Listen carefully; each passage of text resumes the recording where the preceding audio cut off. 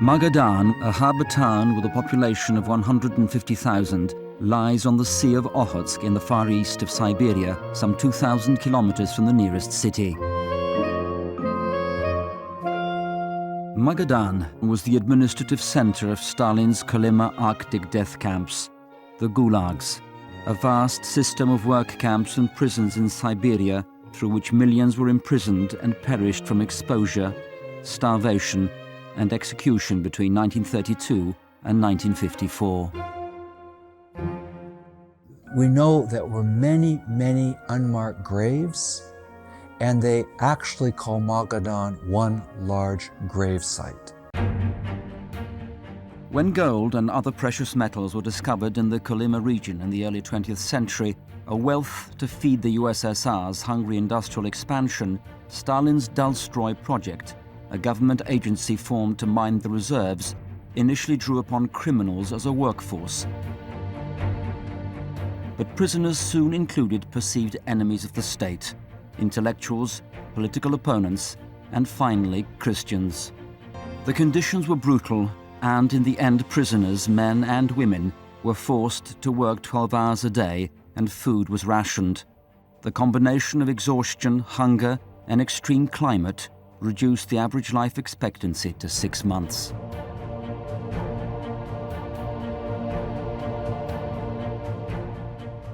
We don't really know how many were imprisoned, and the archives are not open to know how many actually died. I had a list, and in 1942, October 17th, there was 165,000 prisoners in Magadan.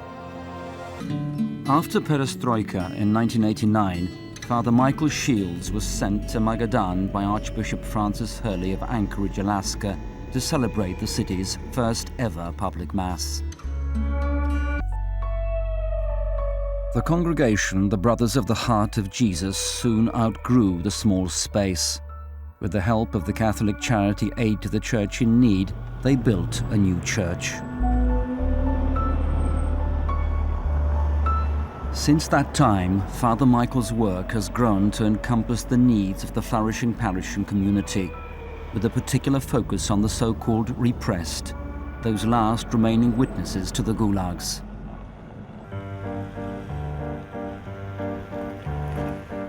Little by little, they started sharing their stories. And I decided that I needed to do this regularly, so we gathered once a month, the last Saturdays, and we've been doing this for over 10 years.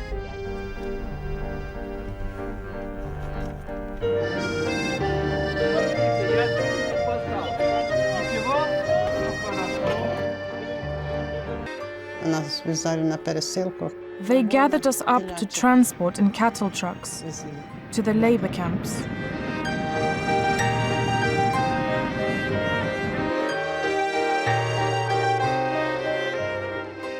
Then they led us 120 kilometers on foot through the taiga.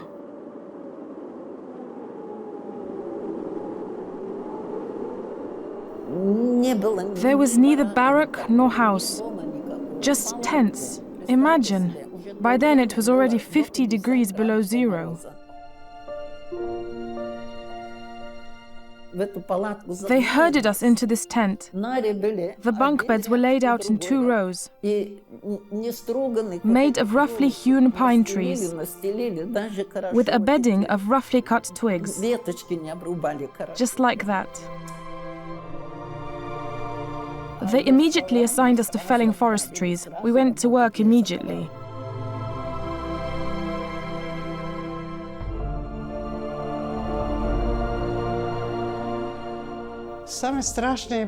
The worst things were the cold and hunger. That was the most horrendous.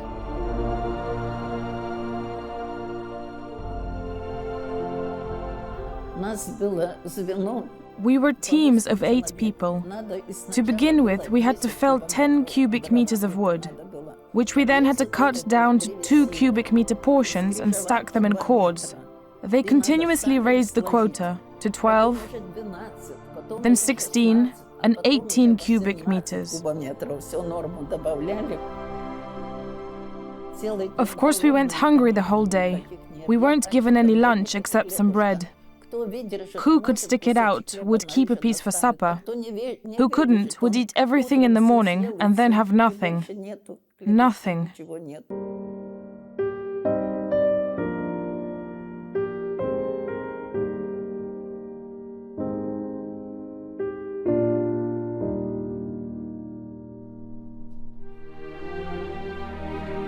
They'd always end up saying, "I have no bitterness in my heart."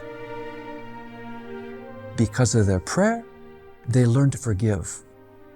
I believe that's why they survived.